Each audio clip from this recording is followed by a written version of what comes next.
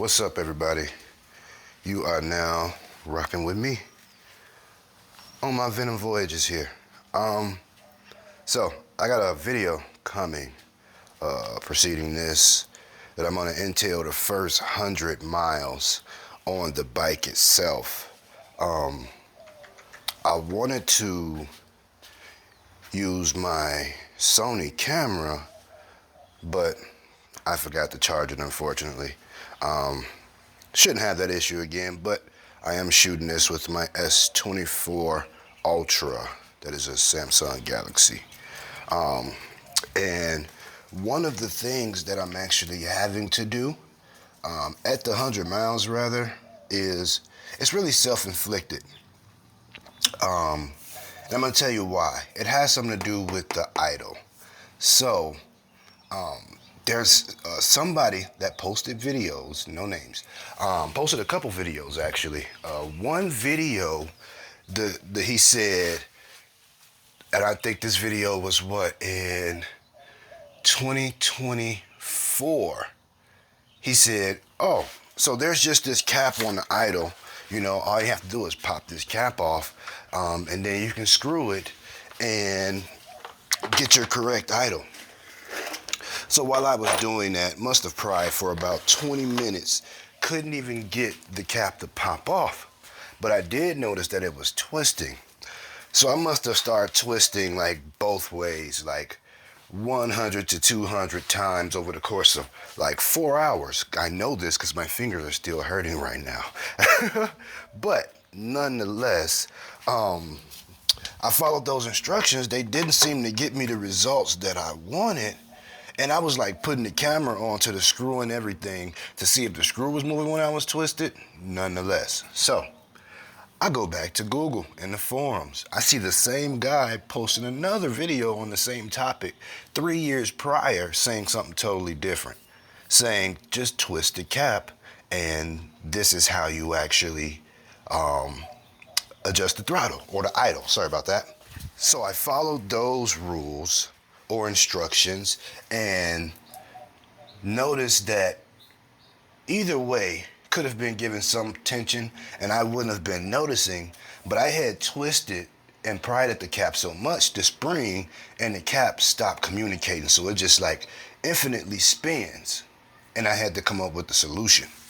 And I think this is by far gonna be the best solution if you want to adjust your idle.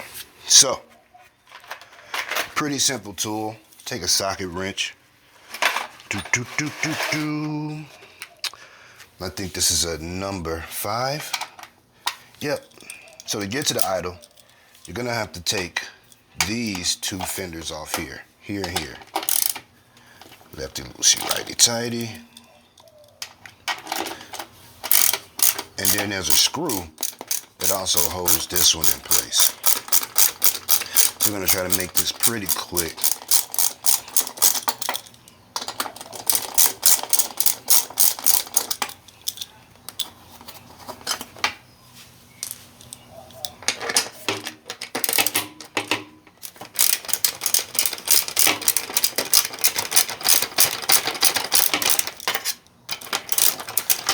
And this couldn't have come at the most opportune time, because when I actually do finish telling you the story, I went on to be able to adjust my idle in this much more effective way, but at the same time I may have adjusted it a tad bit too high. So it's idling right now somewhere between like 1800 and 2000. With these fairings, you want to be careful, but they'll pop right off. And see, there's a screw right there. It's just a Phillips. So let me grab my Phillips head. Get that off. And what I noticed here too is there's nothing behind this screw. I'm not sure if it should be a longer screw with a bolt. This is like a minor inaccuracy that I've spotted as well. There are a couple screws missing on the bike, but nothing that would render the bike inoperable. So, all right. So, as you can see, this is where your idle is here, right?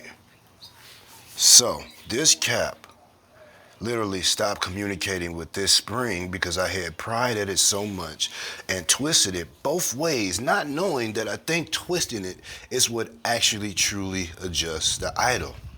Because before I noticed, I had twisted so much, this screw here, let me try to zoom in here.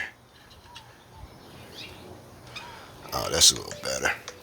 So by the time I finished twisting both ways, I noticed that this screw, that's, as you can see, is like touching that base.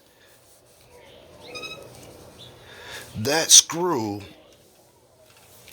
let me see here, get it better, was like way back here. So it was almost like maybe not even a centimeter, maybe a millimeters. Oh boy, millimeters length off. Thank you for bearing with me through that. Nonetheless, so what I did was, because this was already, mind you, like I said, my fingers was hurting because I had been twisting with my fingers like this back and forth for hours, not knowing that I'm really causing more damage. First thing that came to mind was like, oh, I'm about to lose this bike already to the parking space, because there's no way that I just got it and now I'm in the mode of having to get it towed somewhere, picked up, taken somewhere, or having somebody come over here to figure out how to fix this. But enough intuition with common sense, not even so much common, but just the knowledge and the know-how to, you know, explore your options, look around, you know, and be safe. So after the countless number of hours that it took me with my fingertips spinning back and forth, I finally gave in when it hit me. Why don't I just turn from the thread on the screw? Seems like it would be direct contact as long as I can get a tool to get right up in there. So, got up, ran to AutoZone or O'Reilly's and grabbed this tool here. Pretty lengthy, probably doesn't have to be this long. As you can see, it's just right there, but I got it for a fairly cheaper price than the first ones that I bought, because I went and bought like some long vice grips. Those definitely couldn't get in there, so obviously I had to go back and get some slimmers, and this is what actually worked, needle nose.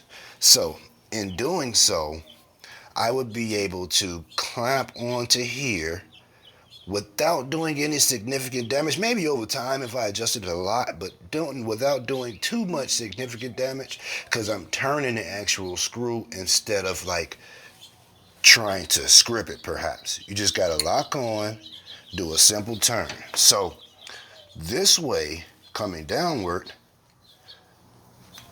would be turning up your idle. And I suppose this is counterclockwise. And when you go that way, you're turning down the idle, which would be clockwise. And I think that was described another way in the video as well. So I'm about to fire this up so that way you can see or hear how it sounds when it idles. It's gonna be pretty loud.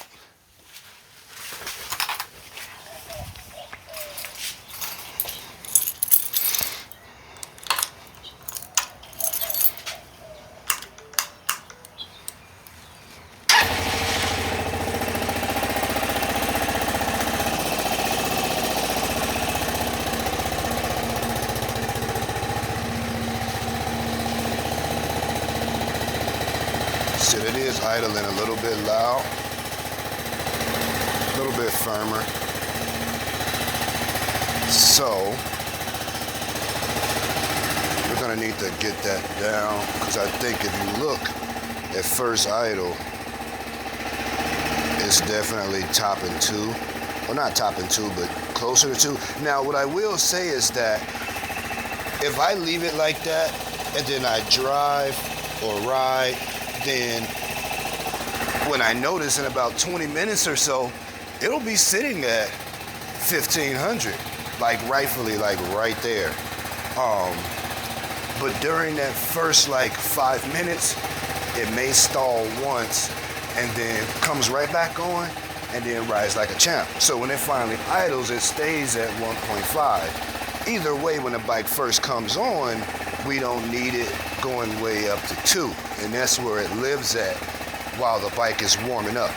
So what we're going to do is turn that down. So as you can see, it's still idling at 2.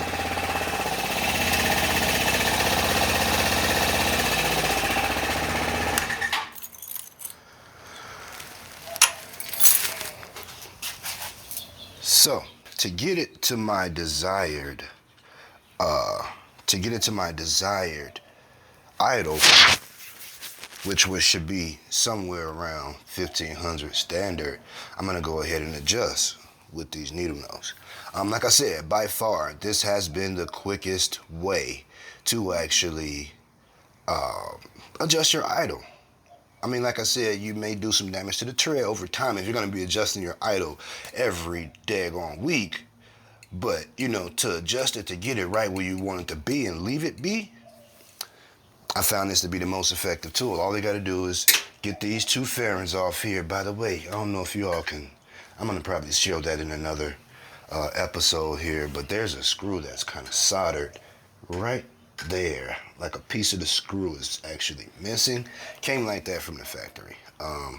Again, you know, I give you the good, the bad, the ugly. So but yeah, let's go ahead and adjust this idle. I'm gonna take my needle nose here, slightly grab it, and we can go ahead and adjust upward a turn, upward a turn.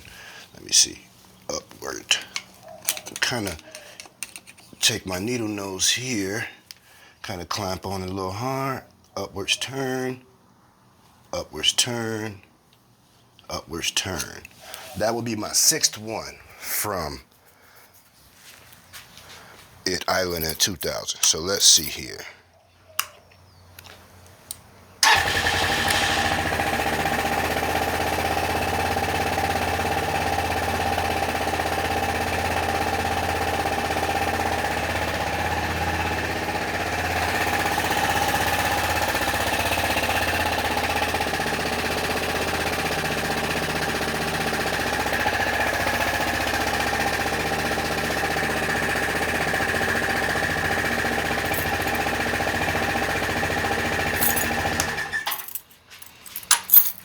All right, so the idle is actually going down. It looks like it went down by about maybe 100. So I'm gonna go back in with my needle nose again, grab on, go half turn, go half turn, go half turn, go half turn, go half turn. How many turns was that? 6 plus 6, that's 12 half turns in the clockwise position. Let's take a look.